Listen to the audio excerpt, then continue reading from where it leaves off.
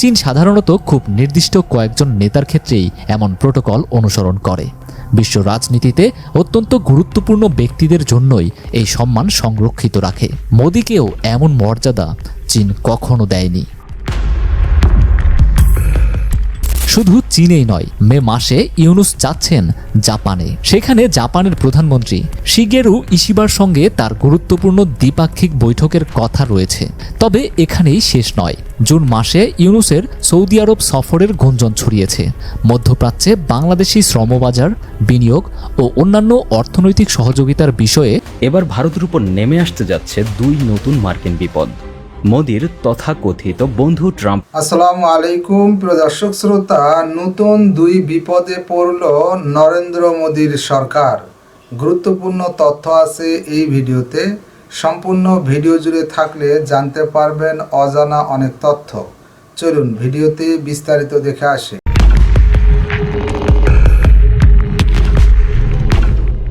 রাত তখন প্রায় 3:30। ঢাকার আকাশে চাঁদের আলো, কিন্তু শহর জেগে আছে এক নতুন উত্তেজনায়। হযরত শাহজালাল আন্তর্জাতিক বিমানবন্দরের ভিআইপি টার্মিনালে ব্যস্ততা তুঙ্গে। বিশেষ ফ্লাইটের অপেক্ষায় বাংলাদেশ সরকারের প্রধান উপদেষ্টা নোবেলজয়ী প্রফেসর মোহাম্মদ ইউনুস। গন্তব্য বেইজিং। কিন্তু এই সফর কেবল দ্বিপাক্ষিক কূটনীতির অংশ নয়, বরং তার দক্ষিণ এশিয়ার ভূরাজনীতির এক নতুন অধ্যায়ের সূচনা। গত বছরের সেপ্টেম্বরে জাতিসংঘের সাধারণ অধিবেশনে ভারতের প্রধানমন্ত্রী নরেন্দ্র মোদীর সঙ্গে ইউনুসের সাইডলাইন মিটিং হওয়ার কথা ছিল। কিন্তু ভারত সরকারের পক্ষ থেকে নানা অজুহাত দেখিয়ে সেই বৈঠক বাতিল করা হয়। কূটনৈতিক বিশ্লেষকরা তখন অনুমান করছিলেন এই সিদ্ধান্ত ভারতের জন্য বিপজ্জনক হতে পারে। সেই আশঙ্কায় সত্যি হলো। এরপরই শুরু হয় প্রফেসর ইউনুসের আন্তর্জাতিক মঞ্চে একের পর এক কৌশলগত চাল। মোদি যখন ফেব্রুয়ারিতে যুক্তরাষ্ট্র সফরে গিয়ে ইলন মাস্কের সঙ্গে সাক্ষাতের জন্য অপেক্ষা করছিলেন, ঠিক তখনই ঢাকায় আসে এক চাঞ্চল্যকর সংবাদ।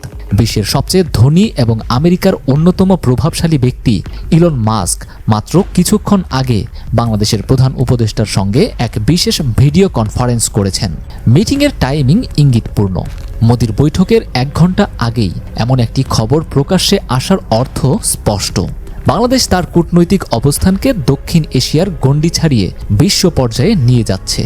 ইলন মাস্ক এখন আর শুধু একজন ব্যবসায়ী নন, তিনি ট্রাম্প প্রশাসনের গুরুত্বপূর্ণ পরামর্শদাতা এবং আমেরিকার নীতি নির্ধারণে বড় ভূমিকা রাখেন। মাস্কের সঙ্গে ইউনুসের আলোচনার পরপরই দেখা গেছে ইলন মাস্ক সরাসরি বাংলাদেশের প্রধান উপদেষ্টাকে ফলো করেছেন। এরপরই আসে আরও বড় চমক। মার্চের শুরুতেই চীনের প্রেসিডেন্ট শি জিনপিং ঘোষণা দেন তিনি বাংলাদেশের প্রধান উপদেষ্টা মোহাম্মদ ইউনুসকে বেইজিং সফরের জন্য আনুষ্ঠানিক আমন্ত্রণ জানাচ্ছেন এবং তাকে নিয়ে আসতে চীন বিশেষ বিমান পাঠাবে। এটি শুধু সম্মানের বিষয় নয়, এটি কূটনৈতিক সম্পর্কের এক গভীর ইঙ্গিত। চীন সাধারণত খুব নির্দিষ্ট কয়েকজন নেতার ক্ষেত্রেই এমন প্রোটোকল অনুসরণ করে। বিশ্ব রাজনীতিতে অত্যন্ত গুরুত্বপূর্ণ ব্যক্তিদের জন্যই এই সম্মান সংরক্ষিত রাখে। মোদিকেও এমন মর্যাদা চীন কখনো দেয়নি। শুধু চীনেই নয়, মে মাসে ইউনুস যাচ্ছেন জাপানে। সেখানে জাপানের প্রধানমন্ত্রী শিগেরু ইশিবার সঙ্গে তার গুরুত্বপূর্ণ দ্বিপাক্ষিক বৈঠকের কথা রয়েছে। তবে এখানেই শেষ নয়। জুন মাসে ইউনুসের সৌদি আরব সফরের গুঞ্জন ছড়িয়েছে। মধ্যপ্রাচ্যে বাংলাদেশি শ্রমবাজার, বিনিয়োগ ও অন্যান্য অর্থনৈতিক সহযোগিতার বিষয়ে গুরুত্বপূর্ণ আলোচনা হতে পারে। সৌদি আরবের ক্রাউন প্রিন্স মোহাম্মদ বিন সালমানের সঙ্গে ইউনুসের বৈঠকের সম্ভাবনা দক্ষিণ এশিয়ার কূটনৈতিক আলোচনায় নতুন মাত্রা যোগ করেছে। বিশ্লেষকরা বলছেন এই সফরগুলো দেখিয়ে দিচ্ছে যে ইউনুস এখন আর কেবল বাংলাদেশ কেন্দ্রিক নন, বরং আন্তর্জাতিক অঙ্গনে দক্ষিণ এশিয়ার এক নতুন নেতা হিসেবে আবির্ভূত হচ্ছেন। প্রশ্ন উঠছে, দক্ষিণ এশিয়ার সবচেয়ে বড় কূটনৈতিক খেলোয়াড় এখন কে, মোদি না ইউনুস?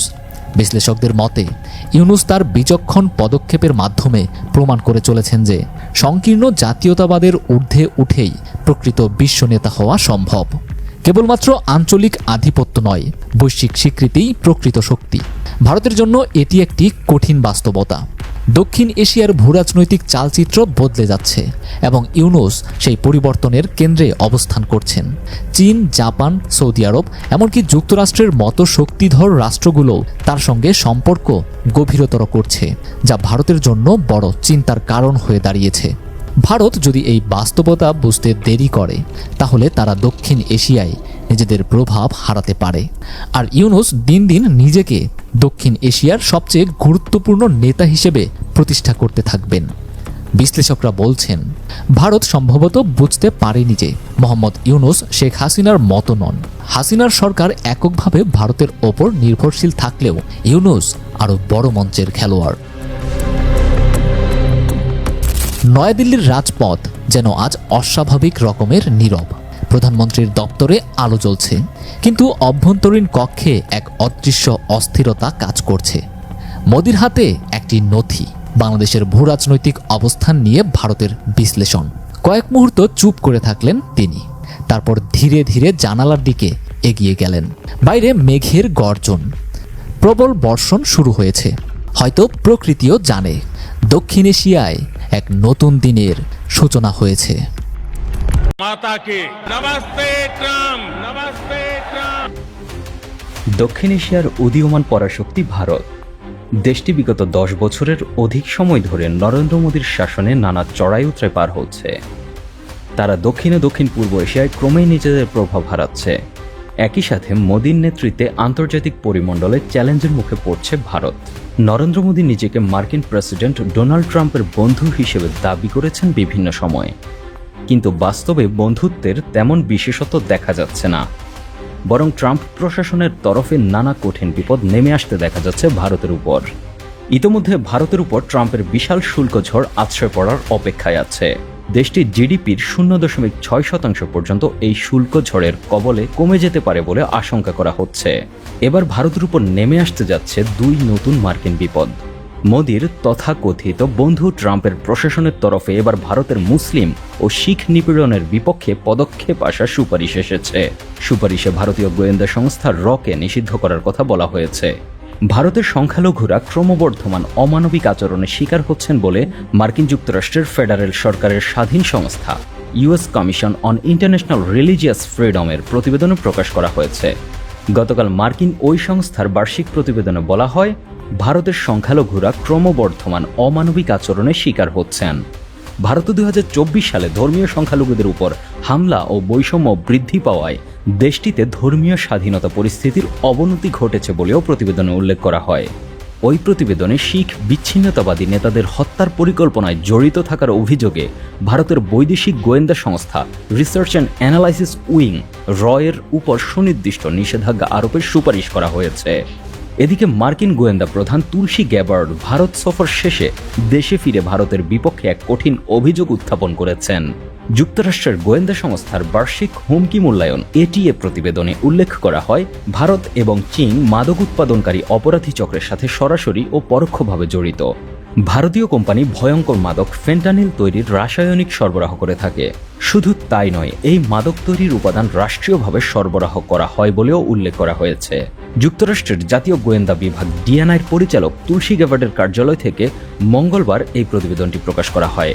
যুক্তরাষ্ট্রের এটিএ প্রতিবেদনে আরও বলা হয়েছে, অপরাধী চক্রগুলো প্রায়শই চীন এবং ভারতের মাধ্যমে মাদক পাচারের জন্য প্রয়োজনীয় রাসায়নিক ও সরঞ্জাম পায়। অবৈধ ফেন্টানিল তৈরির রাসায়নিক ও পিল তৈরির সরঞ্জামের প্রধান উৎস চীন, এরপরেই ভারতের অবস্থান। উল্লেখযোগ্যভাবে এটি প্রথমবারের মতো যুক্তরাষ্ট্রের কোনো গোয়েন্দা প্রতিবেদনে ভারতকে চীনের সমপর্যায়ে রাখা হয়েছে, যেখানে বলা হয়েছে ভারতীয় রাসায়নিক সরবরাহকারীরা মেক্সিকোর মাদক চক্রগুলোর কাছে মাদক তৈরির উপাদান পাঠাচ্ছে। গত বছরের প্রতিবেদনে ভারতকে শুধু মেক্সিকোর গোষ্ঠীগুলোর জন্য একটি গৌণ উৎস হিসেবে উল্লেখ করা হয়েছিল। এবার ভারতের অবস্থান চীনের কাতারে ফেলা হয়েছে। প্রতিবেদনটি এমন এক সময় প্রকাশ করা হয়েছে যখন মার্কিন প্রেসিডেন্ট ডোনাল্ড ট্রাম্প ফেন্টানিল মোকাবেলায় তার রাজনৈতিক অগ্রাধিকারের বিষয়টি জানান দিয়েছেন। এ মাসের শুরুর দিকে তিনি বলেছেন, তিনি আমেরিকায় ফেন্টানিল মহামারী বন্ধ না করা পর্যন্ত বিশ্রাম নেবেন না। বিশ্লেষকরা বলছেন, ভারত যাকেই ভরসা করছে তার দিক থেকে নিরাশ হতে দেখা যাচ্ছে। দ্বিতীয় মেয়াদে ট্রাম্প মার্কিন যুক্তরাষ্ট্রের ক্ষমতা গ্রহণের পর থেকেই একের পর এক ধাক্কা খাচ্ছেন মোদি। এদিকে বাংলাদেশ নিয়েও ওয়াশিংটনের তরফে কোনো অতিরিক্ত সুবিধা আদায় করতে পারছে না ভারত। ট্রাম্পের বন্ধু হিসেবে নিজেকে দাবি করলেও ট্রাম্প কোনো ছাড় দিচ্ছেন না মোদিকে। আবার মার্কিন নিরাপত্তা প্রধান তুলসী গেবার্ডকে ভারতে এনে সমঝোতার প্রচেষ্টাও যেন একেবারে বৃথা হয়ে যাচ্ছে। আন্তর্জাতিক সম্পর্ক বিশ্লেষকরা বলছেন, ভারতীয় গোয়েন্দা সংস্থার উপর মার্কিন নিষেধাজ্ঞার সুপারিশের ফলে ভারতের বিভিন্ন দেশের অভ্যন্তরীণ বিষয়ে নাক গলানো এবং বিচার বহির্ভূত হত্যাকাণ্ড চ্যালেঞ্জের মুখে পড়বে। প্রিয় দর্শক শ্রোতা, এই বিষয়ে আপনার মন্তব্য কমেন্ট বক্সে অবশ্যই আশা করতেছি। আপনার মন্তব্য কমেন্ট বক্সে লিখবেন।